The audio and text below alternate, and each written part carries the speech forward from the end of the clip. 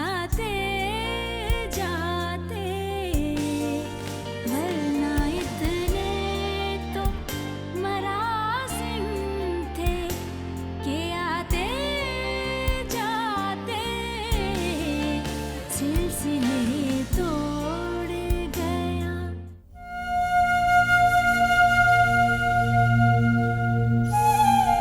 نمیتونم برای چی به دنیا اومدم. اونا منو به زور آوردن، بردنم تو آسمون و حالا دست خالی پرتم کردن رو زمین.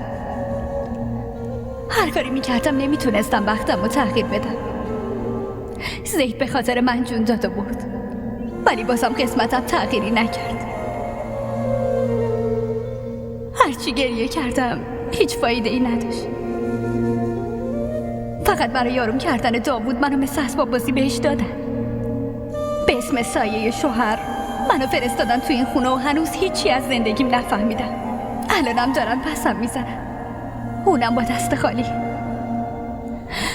عشقم که رفته زیر خاک و بچه‌مم میخوان ازم بگیرن. نه، من چطور اینجوری زنده بمونم؟ اونم بدون پسرم.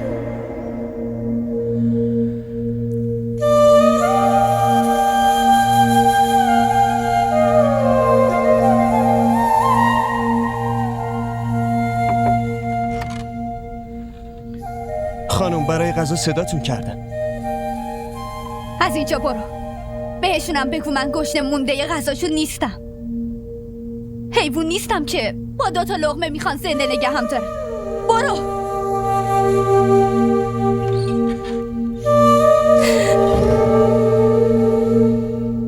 همه چیزو ازم گرفتن، فقط یه زندگی بخور و نمیر برام گذاشتن.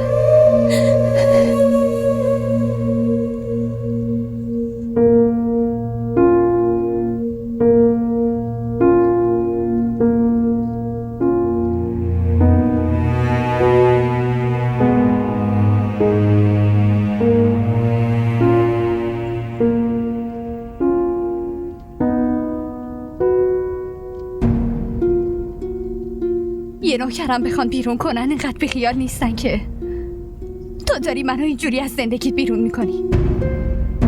تو هیچ دادگاهی تو دنیا تا به متهم گوش ندن براش حکم نمیبرن داوود. بعد تو خودت راحت منو مقصر جلوه دادی. منو به زور آوردن توی زندگی تو. من که هیچ تقصیری نداشتم. من هیچ عشقی ازت ندیدم، بازم اصلا شکایت نکردم. ولی باید به هم بگی که دلیل این طلاق چیه؟ تقصیر من چیه؟ اینجوری که تو داری بچه‌مو ازم میگیری، بچه یه حیوانم ازش نمیگیرن. چرا؟ من چی کار کردم؟ من که عشق تو ازت نگرفته بودم داوود. پس برای چی من باید ننگ طلاقو تحمل کنم آخه؟ تو به خاطر مادرت مجبور شده بودی، پس برای چی من تقاضا پس بدم؟ حالا واسه من جیغ جیغ نکن.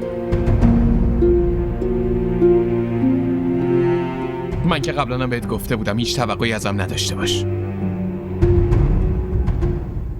من همه ی حق تو رو ادا کردم، بیشتر از این نمیتونم تحمل کنم. منم هیچ علاقه‌ای به تو نداشتم، حتی نمیخواستم ریخت تو ببینم. ولی اگه میتونستم مثل اون 3 بار بله گفتنم این میشه، هیچ وقت اون شب و کنار تحمل نمیکردم. برای اینکه زندگیمونو بسازم هرچی گفتی رو گذاشتم به حساب محبتت. هیچ وقت هیچ گله‌ای نکردم، هیچ شکایتی نکردم. پس برای چی داری با هم این کارو میکنی؟ بدون پسرم آخه کجا برم؟ تو که میدونی اون چقدر کوچیکه، اون نمیتونه بدون من دووم بیاره.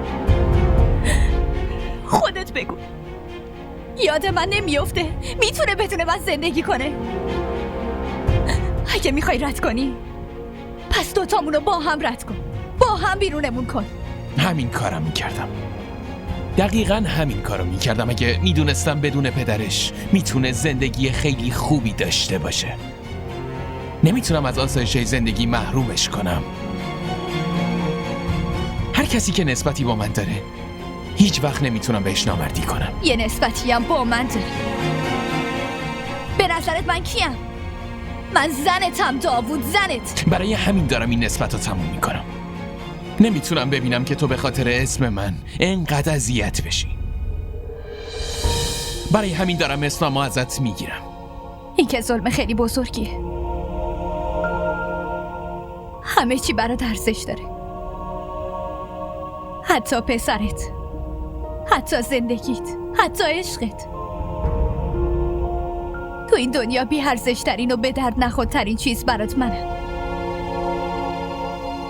دنیا خیلی جاها داره داوود، جایی که تو این مرحله از زندگیت وایستادی اونجا انگار از همه بلندتر و بالاتره. جایی هم که من از اول وایستادم از همه پایین تر و بی‌معنی تره.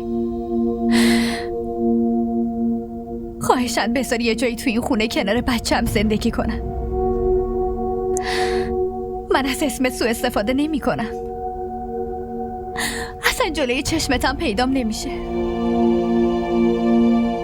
ولی لطفاً بذار با پسرم زندگی کنم. لطفاً احمق نشو. نمیتونم هیچ کدوم از حقوق تو ادا کنم.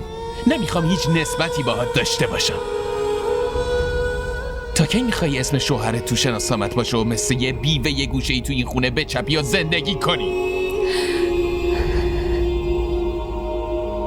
جوونی، خوشگلی، برای چی داری در خوشبختی رو بروی خودت میبندی؟ ممکنه تو هم بتونی یه شریک زندگی خوب پیدا کنی. حداقل کنار اون یه زندگی خوب رو تجربه میکنی. خوشبختی؟ شریک خوب؟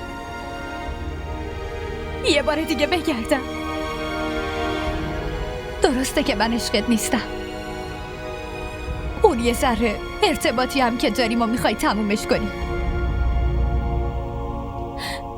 ولی حداقل اونقدر حق دارم که نسبت بهم غیرت داشته باشی و با زبون خودت در مورد من کنار یکی دیگه حرف نزنی. داوود، زنت نه ولی مادر بچت که هستم. داوود، هیچ وقتم نمیخوام بچه‌مو اینطوری شرمنده کنم که مامانش ازش جدا شده و داره با یکی دیگه خوشبخت زندگی میکنه. خواهشاً بذار مثل بیوه ها زندگی کنم. فقط همین یه نفر برام مونده، نمیخوام اونم از دستش بدم. نمیتونم بدون پسرم زندگی کنم.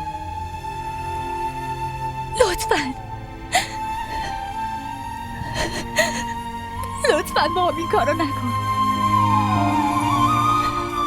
منو طلاق نده. بذار کنار پسرم زندگی کنم. اگه هم نمیخوای این کارو بکنی بهتره بهم زهر بدی. حداقل اینطوری راحت میمیرم. از این خونه بیرونم نکن. من بدون پسرم کجا برم؟ फिर भी एक उम्र लगी जान से जाते जाते सिलसिले तोड़ गया वो सभी जाते जाते. ببین مینا، دارم بهت میگم من هیچ کاری به نهال نخواهم داشت. زندگی ما کاملا جدا شده دیگه. تو با رفتار مامانم مشکل داری دیگه. ما از اونم جدا میشیم. اگه بخوای حتی خونه جدا میگیرم عزیزم. تو تا وقتی که خونه جدیدمون نرفتیم از فقط طلاق نگیر. اینطوری خوبه دیگه. پس تو نمیخوای که طلاقش بدی؟ همه چیو برات گفتم که. پس یعنی دلت براش میسوزه؟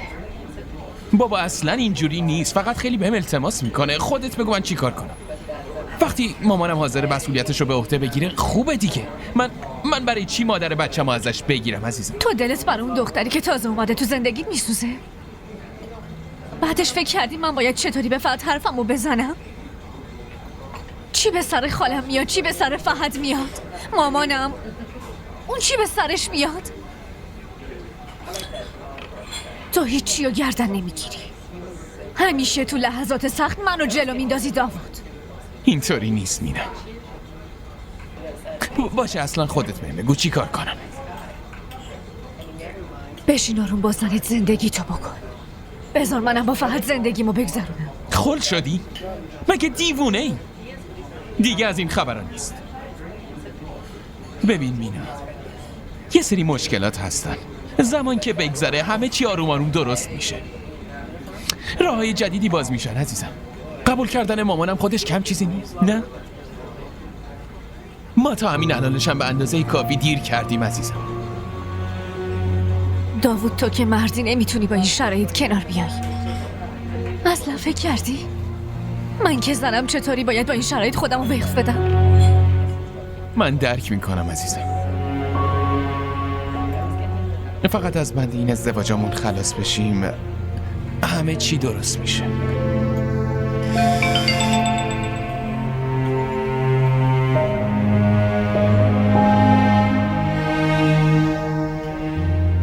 عشقم گوشی و بردار دیگه مینا، دوست دارم عزیزم. دلتنگتم، میخوام حرف بزنیم. ببندش بابا، از جلو چشمم ببرش کنار. چه جوابی باید بهش بدم؟ داوود هر کدوممون داره به یه شکلی التماس میکنه. اون کسی که داره به تو التماس میکنه یه مرده، ولی کسی که داره به من التماس میکنه یه زنه، یه دختر بیچاره که 100% به من وابسته است.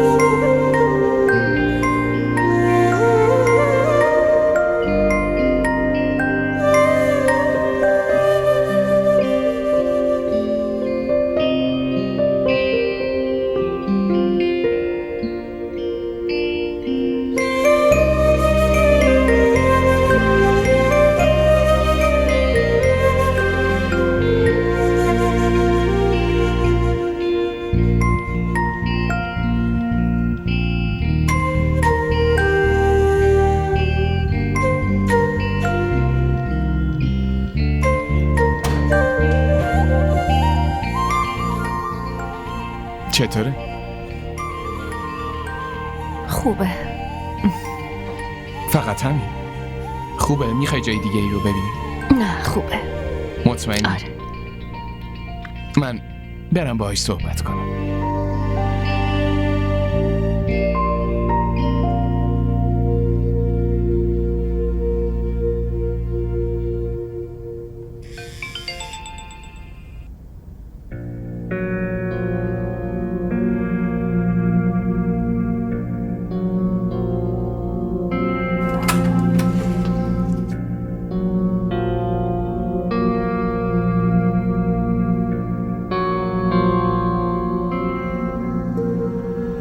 ولش کن بابا، اینم لطفاً ببند. باید یه مدتی رو مثل کر و کورا زندگی کنیم بدون هیچ حسی.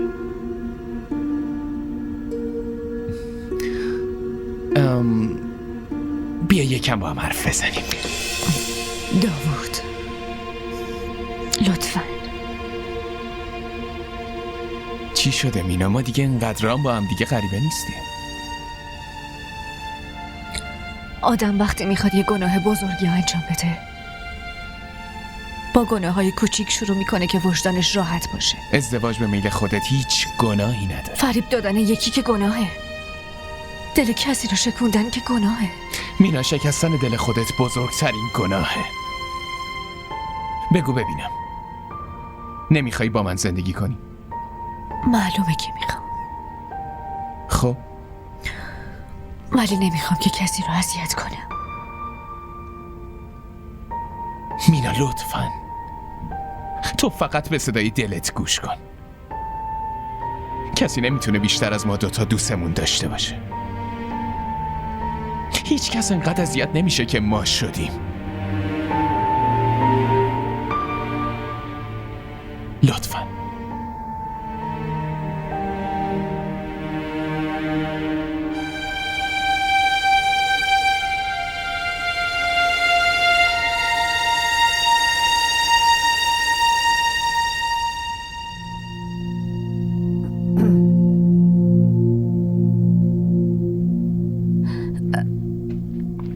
با موندن من که مشکلی نداری. بهت قول میدم که هیچ وقت جلوی کسی نمیام و نمیذارم بفهمی که من توی این خونه زندگی میکنم.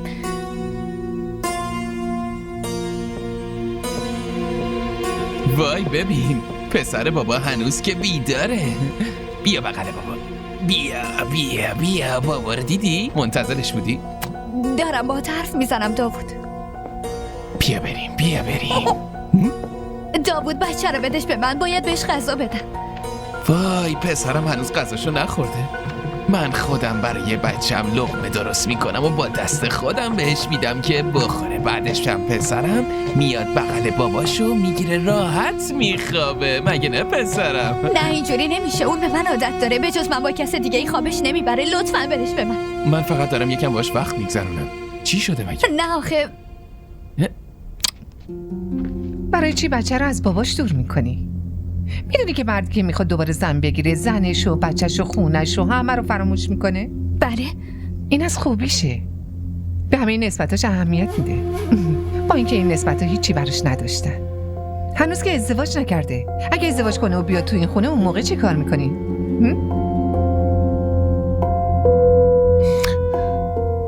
ببین اینو بگیر با خودت ببر. هم غذاشو بده و هم بخوابونش.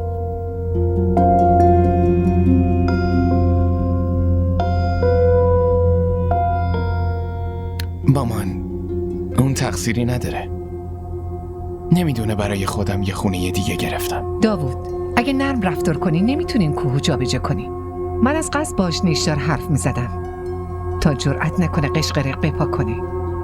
یادت باشه داوود، اگه میخوای با مینا زندگی تو بسازی اینو بسپر دست من و کاری بهش نداشته باش، وگرنه مینا اصلا نمیتونه تحمل کنه که برای این دلسوزی و محبت کنی.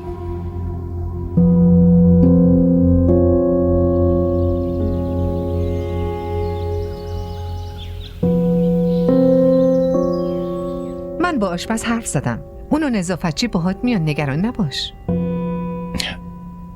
من یه کاریش میکنم و به هم بگید که کی اینجا برای شما غذا میپزه. نگران ما نباش، بالاخره یک کارش میکنی. نیازی نیست تو همیشه فداکاری کنی عزیز دلم. خونه‌ای که با 1000 امید ساختی رو داری ول میکنی و میری. تقاص خیلی از اشتباهات منو تو پس دادی. الان دیگه همه چی رو فراموش کن. اصلا نگران ما نباش. تو برو راحت به زندگیت برس. ممنونم. من فکرشم نمی کردم اینقدر به هم دلگرمی بدین. من برم وسایلتو بیارم عزیزم.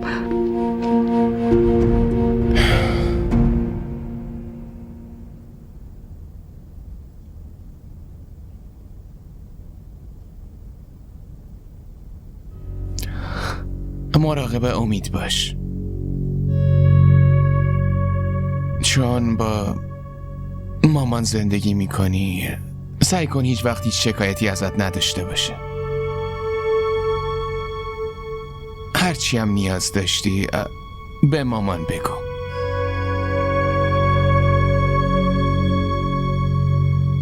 هر ماه به حسابت یه مقداری پول واریز میکنم. اگه با من کاری داشتی، میخواستی که حرفی بزنی، خب از گوشی مامان پیام بده. لطفاً سعی نکن مستقیم با هم تماس بگیری. باشه.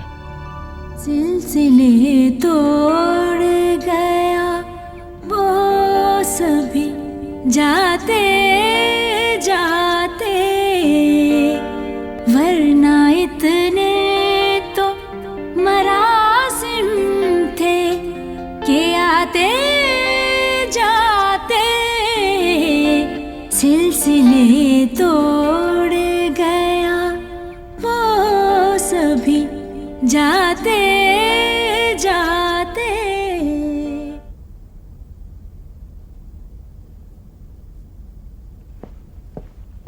مینا، گفتم بقیه خونه رو با سلیقه خودت باید بچینی. یادت چقدر دعوا میکردیم؟ ها؟ که کی خونه رو بچینه؟ تو میگفتی میخوای همه رو خودت بچینی، من میگفتم خودم میچینم. ولی الان میتونی انجامش بدی. به خدمتکارم گفتم بیاد کمکت کنه. چی شده مینا؟ اون هیچ کاری نمیکنه. تو فقط راحت حرفتو بهش بزن. بهش بگو. داوود، تو یه درد سر بزرگی میافتی. هیچی نمیشه مینا، من کنارت هستم دیگه. چه راضی چه ناراضی طلاقت میده دیگه. ما هم همینو میخوایم. بس کن عزیزم، لطفاً فراموشش کن. بخند لطفاً. داوود، همه یه پلوی پشت سرمو دارم خراب میکنم و میام پیشت. نکنه که یه وقت بخوای درو برون ببندی.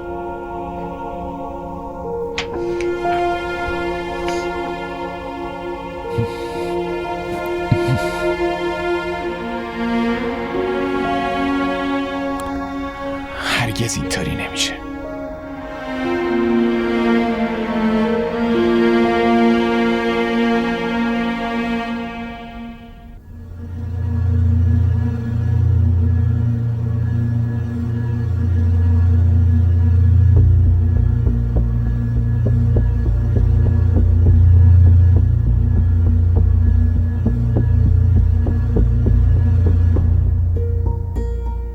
هیچی نمیشه مینا، من کنارت هستم دیگه. چه راضی چه ناراضی طلاقت میده دیگه. ما هم همینو میخوایم.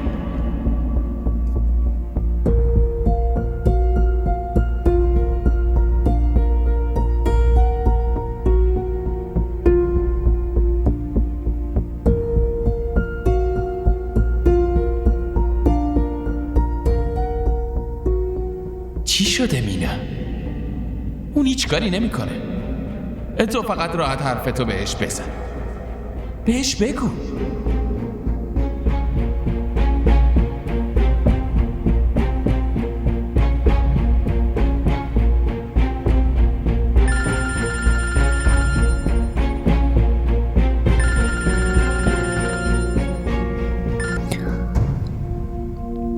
الو. خدا را شکر بالاخره صدای زنمو شنیدم. دلم تنگ شده بود، کلی زنگ زدم بهت. آخه چرا گوشیتو خاموش کردی؟ فکر کردم واسه منت کشی باید مستقیم بیام پاکستان. تا حالا اینقدر طولانی با هم قرار نبودی عزیزم. حالا بگو ببینم کی میای؟ خیلی وقت باهات حرف نزدم، صورتتو ندیدم. خیلی دلم واسه تنگ شده. یه کاری کن، بیا اسکایپ چهره به چهره حرف بزنیم. دیگه هیچ نیازی به این کار نیست. واسه من هست. میخوام ببینمت. چرا؟ امروز کار دیگه ای نداری که یاد من افتادی؟ یه چیزی یادت باشه، من از اون زنایی نیستم که منتظر بمونن سر شوهرشون خلوت بشه. مینا بس کن دیگه. تنبیه تو کردی. تو همه یه زندگی داشتی تنبیه هم میکردی.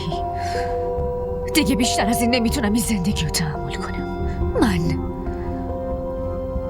من میخوام ازت طلاق بگیرم.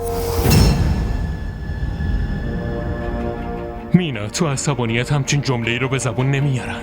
من عصبانی نیستم، دارم از حقم دفاع میکنم. نمیخوام باهات زندگی کنم، واسه همین طلاقم بده.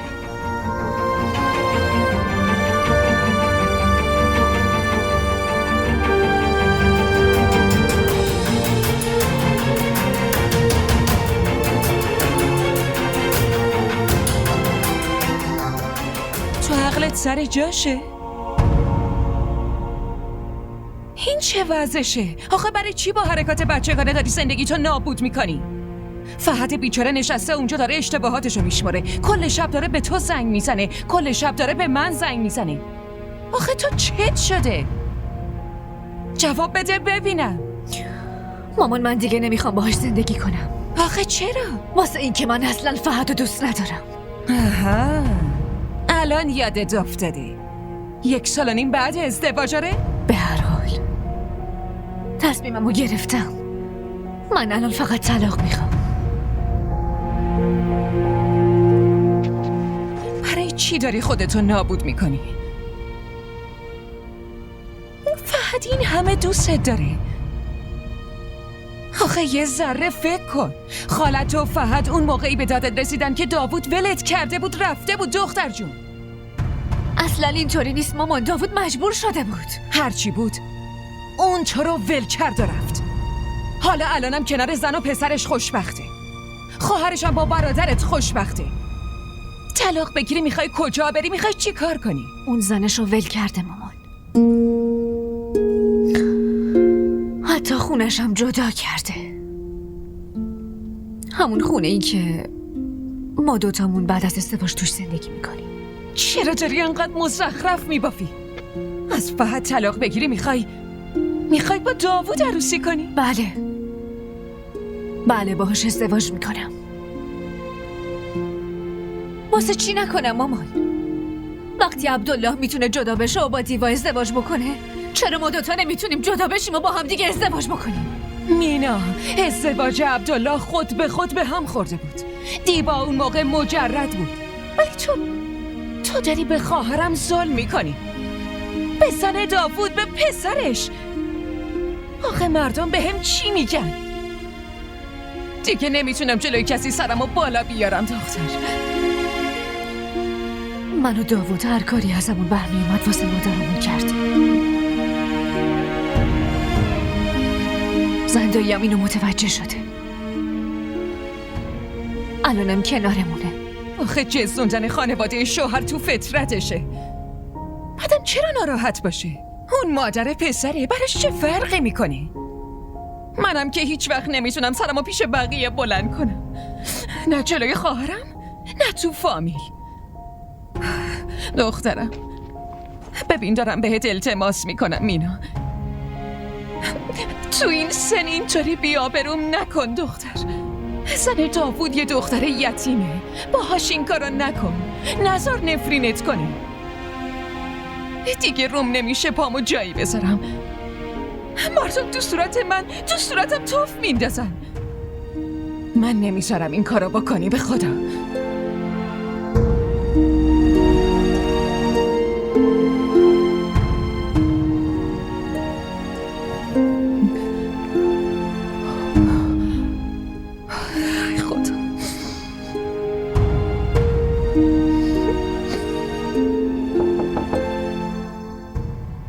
بیا تو. خانم لطفا تشریف بیارید برای غذا. باشه الان میام.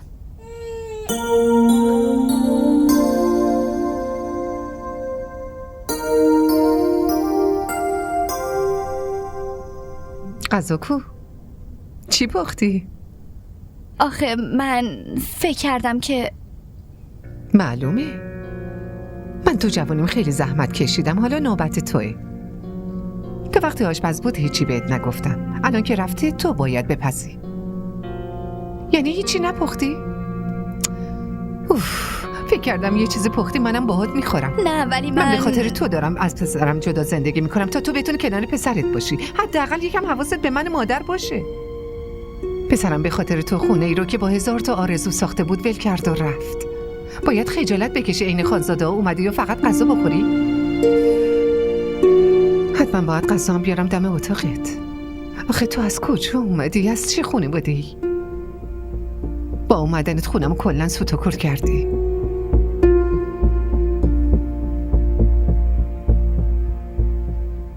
مینا عزیزم بی خیال، لازم نیست اصلا اینطوری به خاطر این آدما احساساتی بشی. ببین این آدما اولش خیل و قال میکنن بعد خودشون ساکت میشن. شرایط سختیه، تحمل کن. داوود مامانم غذا هم نمیخوره. اصلا روم نمیشه برم جلو چشماش. همین الانم که دارم با تو حرف میزنم فقط انقدر پیام میده که نمیتونی تصورشو بکنی. بهش گفتی چرا داری طلاق میگیری؟ نه. چرا بگم؟ طلاق حق شرعی منه. نیازی نیست بخوام دلیل بیارم. خیلی هم بپرسه میگم خوشم نمیاد باهات زندگی بکنم. خب بهش بگو.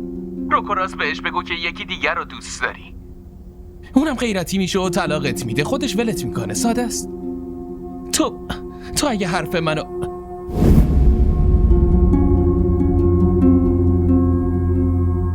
سلام عمه.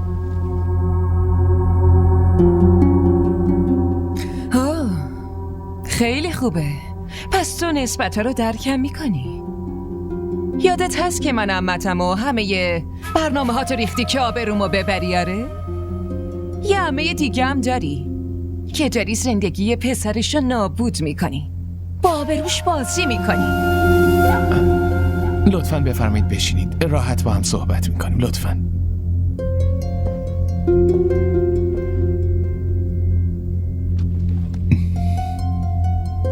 اول بهم بگید که چای میخورید؟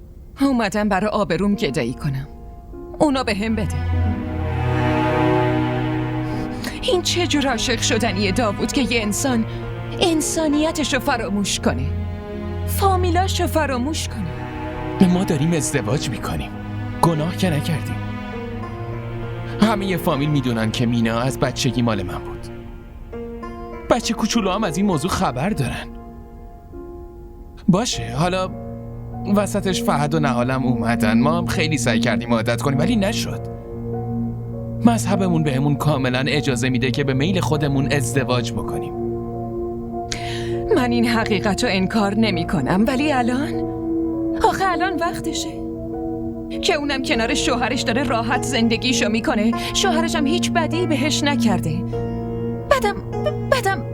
بعدم داوود به این فکر کن که تو جامعه ما همچین چیزی عادیه که یه آدم از شوهرش طلاق بگیره و با نامزد قدیمیش ازدواج کنه، خوش و خرم هم زندگی کنه. تو یادت رفته که اون پسر خواهر منه، نه؟ منم پسر برادرتونم. من همونیم که مادر بزرگ خودش مینا رو بهم داده بود. اون گذشته بود. من اون گذشته رو به آینده تبدیل میکنم عمه.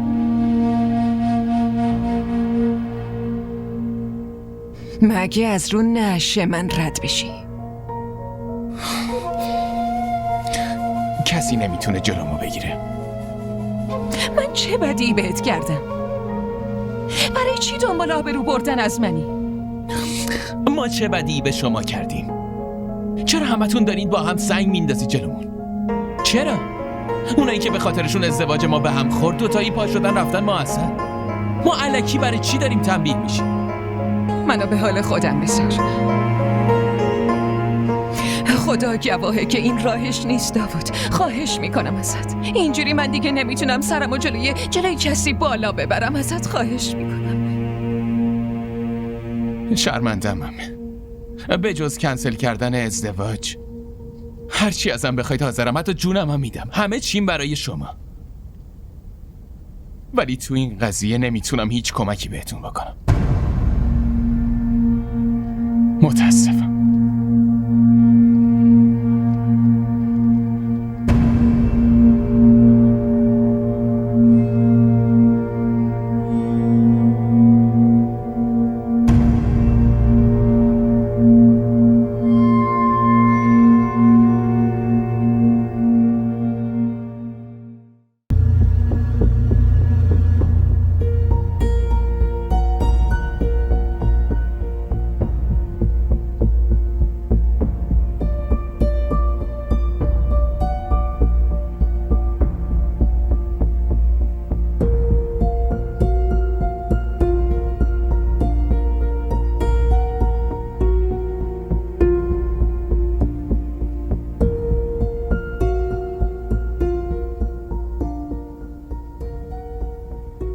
بله، چند وقت مشکل دارید؟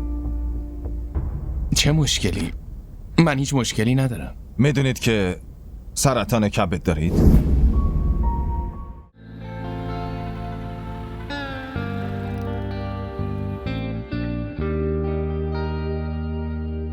सिलसिले तोड़ गया वो सभी जाते जाते DDTV ارائه کننده بزرگترین سریال های درامای ترکی، کره‌ای، پاکستانی دوبله شده به فارسی می باشد.